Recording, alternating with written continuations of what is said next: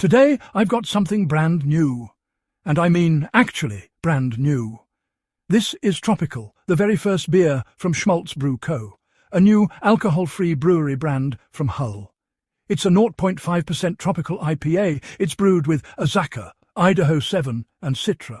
And if you've been watching the channel recently, you'll probably already know considerably more about the people behind this beer than you normally would before one of my reviews. If you haven't listened to the latest HOPPERCAST episode, I'll link it in the description for you.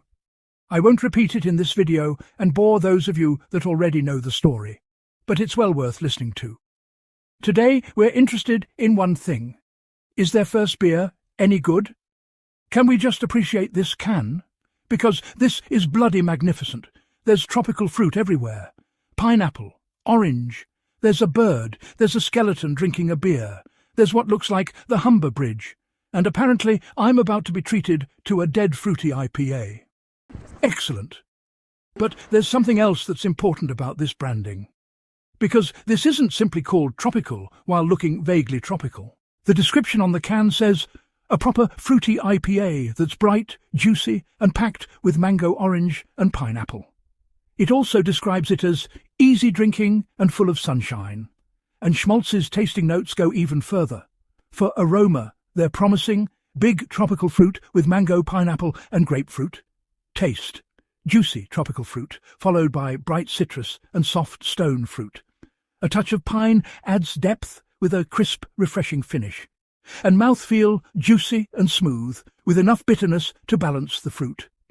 They finish by describing the hops together as creating a juicy, fruit-forward IPA with layers of flavour, balanced bitterness and plenty to discover.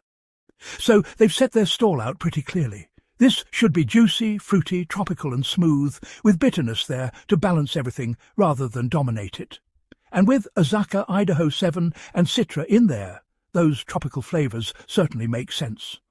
Let's get it open and into a glass.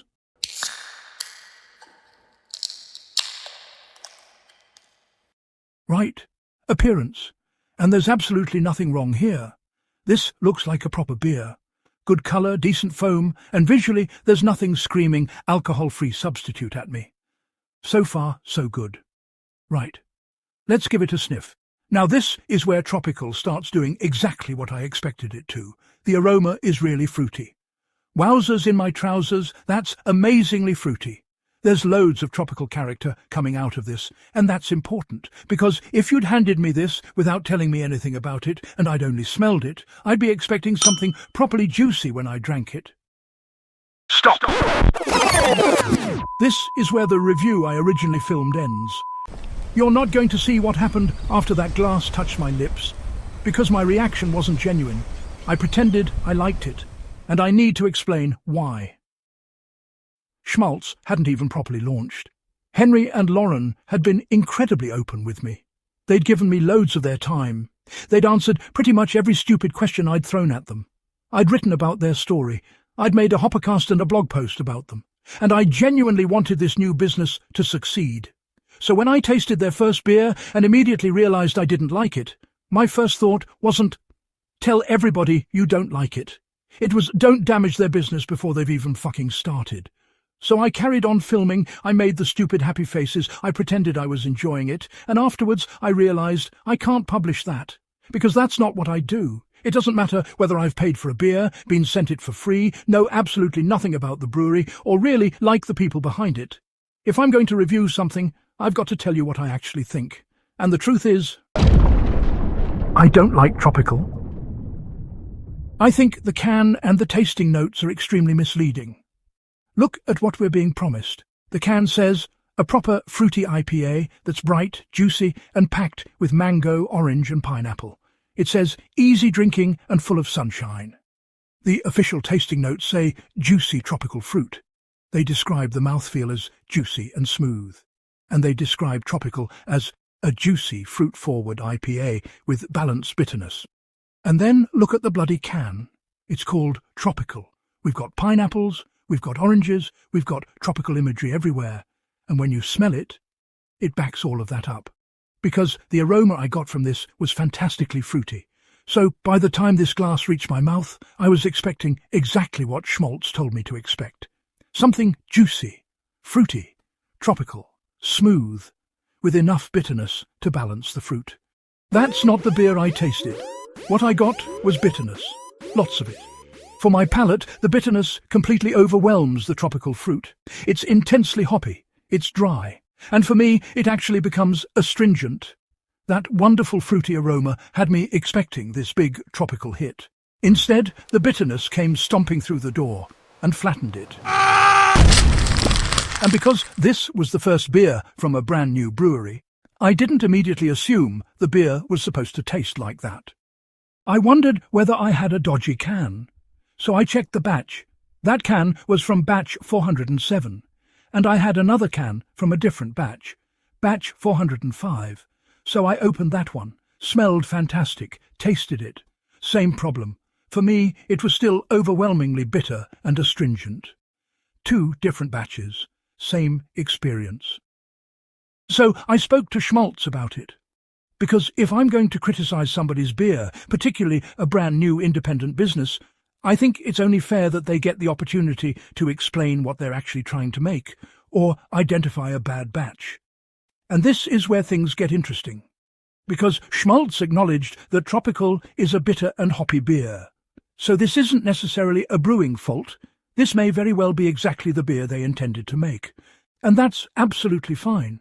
There are loads of people who bloody love bitter, hop-forward IPAs. I'm quite famously not one of them. But that actually reinforces my problem with how this beer is presented. Because bitter and hoppy isn't what I think this can, and those tasting notes are telling me to expect. They're selling me juicy, smooth, fruit-forward, mango, orange, pineapple, with bitterness there to balance the fruit. Whereas the beer I drank was dominated by bitterness, with the fruit struggling to get anywhere near the front. The bitterness of this beer made my face look like my hand had just fingered a dog shit.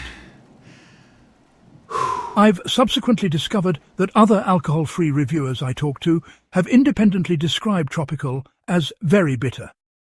Interestingly, they also said they thought it was okay. And that's actually perfect, because it demonstrates exactly what I'm trying to say. They experienced a very bitter beer and thought it was okay. I experienced a very bitter beer and didn't like it. That's subjective taste. Neither of us is wrong. So if you're watching this thinking, I bloody love bitter, hoppy IPAs, excellent. My score shouldn't stop you trying this. You might genuinely love it. But if you're looking at this can and reading juicy and smooth, fruit-forward and packed with mango, orange and pineapple and expecting a soft tropical fruit bomb, I don't think that's what you're buying. And that's why I'm still publishing this review. Not because I want to hurt Schmaltz. Quite the fucking opposite. I want somebody to buy this beer knowing what they're actually likely to get. Because the person who loves a properly bitter IPA might walk straight past Tropicull because they assume it's going to be sweet, soft and ridiculously fruity. While somebody like me might buy it expecting exactly that fruity beer and get punched in the tongue by hops instead. So, let's actually score it. And this is where my new alcohol-free scorecard is useful. Because despite everything I've just said, Tropicull actually does quite well in several areas. Can art and vibe? 2 out of 2. I bloody love the can. In fact, it's one of the things that initially got me so excited about the beer. Beer appearance? 2 out of 2. It looks like a proper beer. Good foam, colour and appearance. Absolutely no complaints there. Taste? 0 out of 2. I simply didn't enjoy it. The bitterness dominated everything for me and became astringent enough that I didn't want to keep drinking it. Mouthfeel and body? 2 out of 2.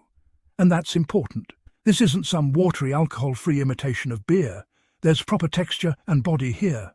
So that gives Tropicull a base score of 6 out of 8, which might surprise you after everything I've just said.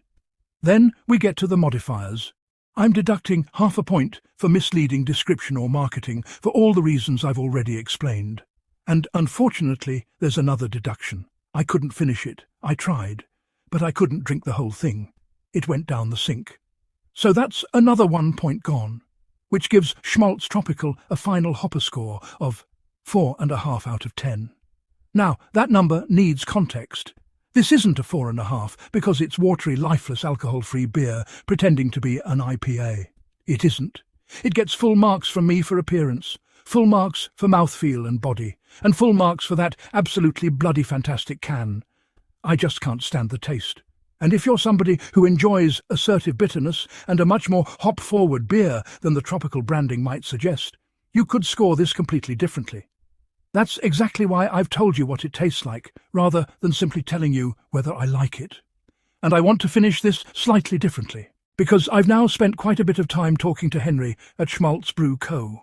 He's been brilliant with me. He's replied quickly. He's answered questions in ridiculous detail. He's been completely transparent about Schmaltz being a contract brewery and about Tropicull being brewed at Harrogate Brewing Co. He's told me about the people who've helped them. He's trusted me with their story.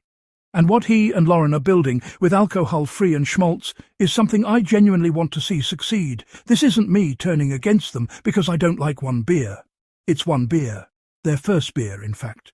They've already got ideas for what comes next, and I'll be genuinely interested to see what beer number 2 looks like. I'd happily review that as well, if they're still talking to me after this review.